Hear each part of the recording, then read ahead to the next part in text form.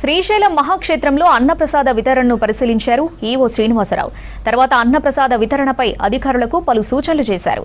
ఈ సందర్భంగా భక్తులకు అన్నప్రసాదాలను స్వయంగా వడ్డించారు.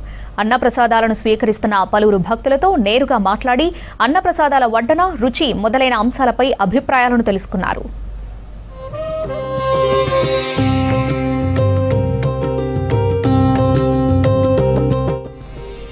అన్నప్రసాద వితరణలో శివసేవకుల సేవలను విరివిగా వినియోగించుకోవాలని అధికారులకు సూచించారు ఈవో. అన్నప్రసాదాల వడ్డన వంటి అంశాలపై శివసేవకులకు అవగాహన కల్పించాలన్నారు. ముఖ్యంగా భక్తులతో మర్యాదగా మెలగాలన్నారు. ప్రతి హాలులో కూడా అన్నప్రసాదాల వడ్డన సజావుగా జరిగేటట్లు అధికారులు ఎప్పటికప్పుడు పర్యవేక్షిస్తుండాలన్నారు. ఎప్పటికప్పుడు తాజా కూరగాయలను మాత్రమే వాడుతూ ఉండాలన్నారు.